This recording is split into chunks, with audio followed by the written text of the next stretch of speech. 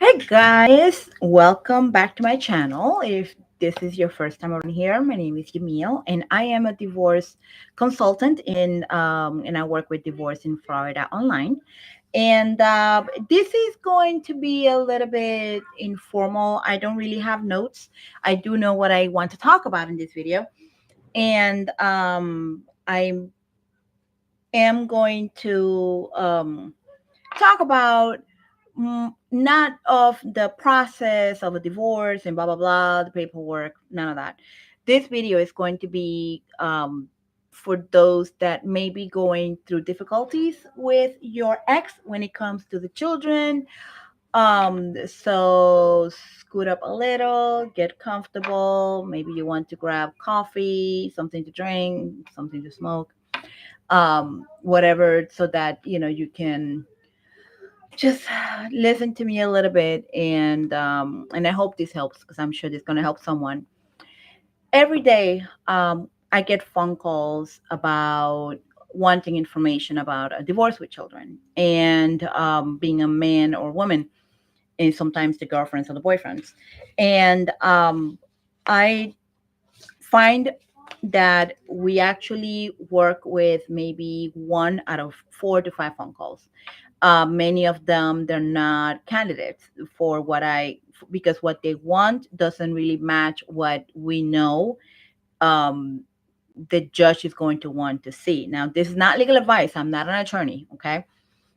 Disclaimer, very important. I'm not an attorney. So this comes from my experience. This comes from what I've seen happen with a lot of cases, and also my own experience. I am a mom, and I work from home, which is why you see I don't have a very fancy operation.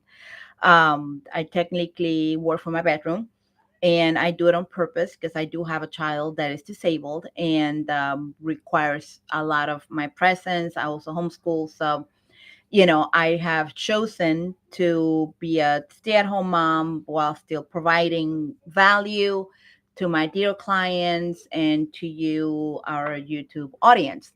So one of the things that I get, there's two things, and I'm going to start with I'm going to, and I obviously there's I'm going to mention two genders, men and women. That doesn't mean that it's not women and women. That doesn't mean that it's not men and women and men and men. Okay, this applies regardless of the gender. But even though it may be a same sex couple, there's still certain beliefs. How can I say this politically correct without getting in trouble with anyone? um I find that parenting still is kind of divided into genders, even though physically your gender may be different, or even if you're trans. One is kind of like the mother figure, the nurturing figure, and the other person is usually more of the dominant male energy. So when I talk about genders, I'm really talking about energy. I'm not talking about the physical aspect. Okay, because in here we are LGBTQ positive in our channel and in our company. So I don't want anyone to feel that it doesn't cover them, because I'm really covering the energies, not the physical attributes, if I may say. Okay, so in this case, I'm going to start with the female. Okay, with the female energies, the nurturing energies, or the person that finds themselves taking care of the child more often, and that feels more responsible or more bonded with the child in a more soul level. And it's usually if it's the masculine this time, please forgive me. This is more of a general kind of message, so it could be either one. So the thing about us, like female energies, is that um, we feel that we're usually more able, more to take care of the children. So if a father figure comes and says, I want to spend as much time as possible, I want a 50-50 visitation. I want the child to be with me 1 week and 1 week with you. Many um, women or moms, again, please excuse, I just don't know how else to call it, but the other parent will feel a certain way and will many times find excuses as to why that's not for the best for the children. And sometimes they don't even bother to do that to find a reason. Sometimes they just say, no, that's not how it works. It's every other weekend. That's it. And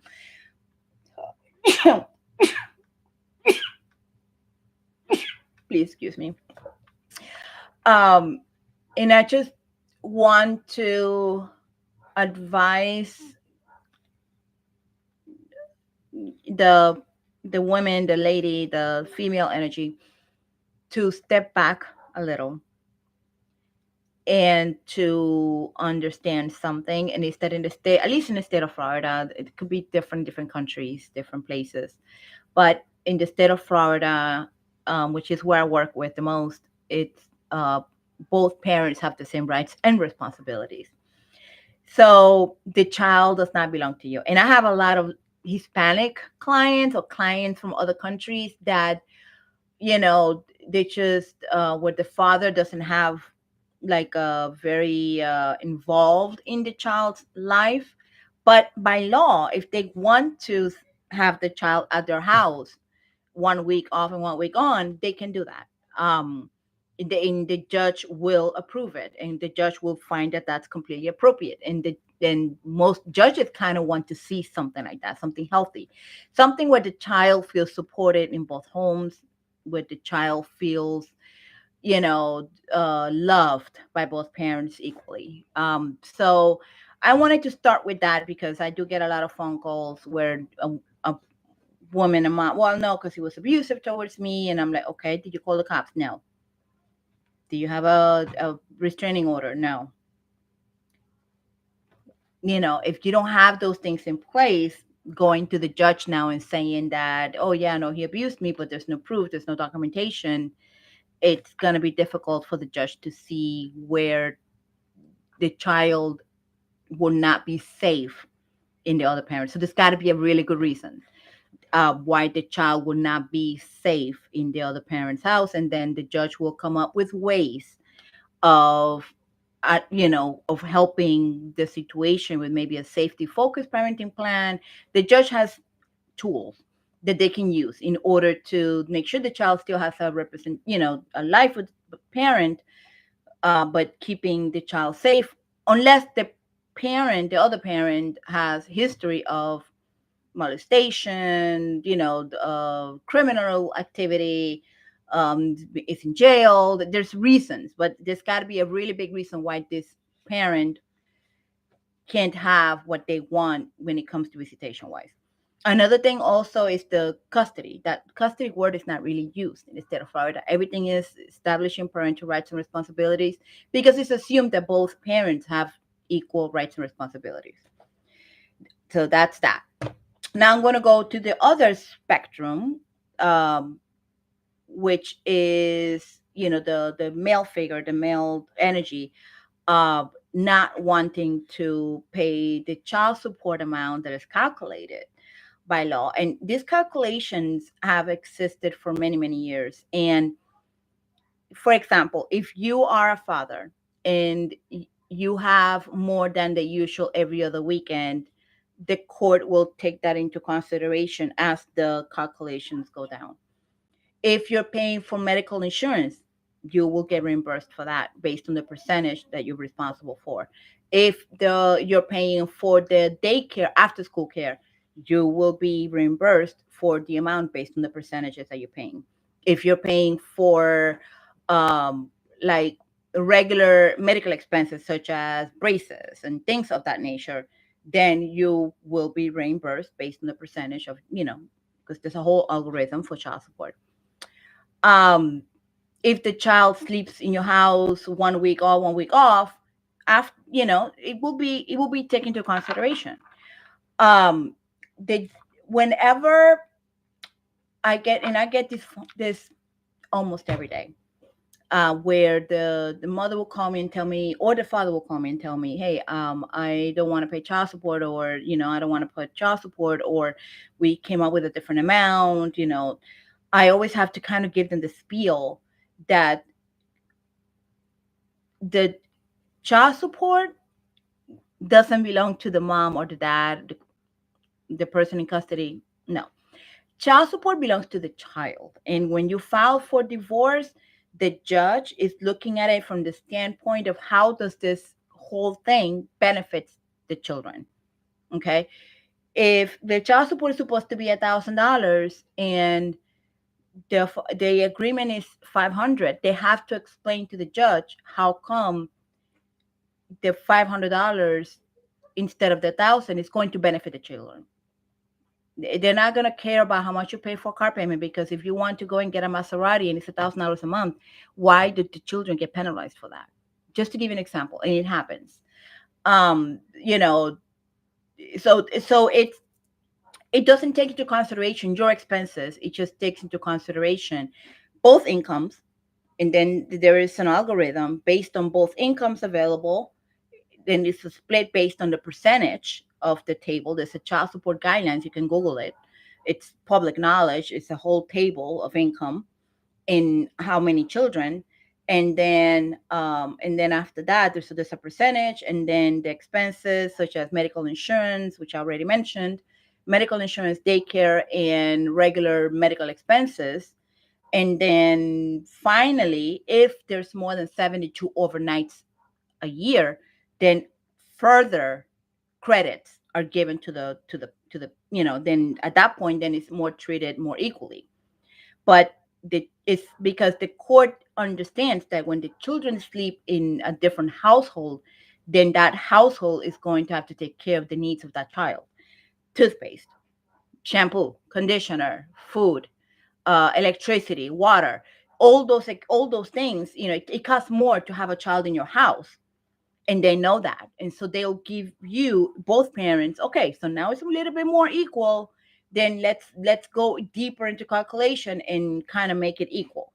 And whoever, so if the mother is supposed to come up with 500 and the dad is supposed to come with 600, then 500 minus 600 is 100. So then the father would need to give 100 to the mom. So it's like a whole thing, and we do that for our clients. But just to give you an idea, that but those are things that are, you have to explain to the judge how come you want to pay less, basically.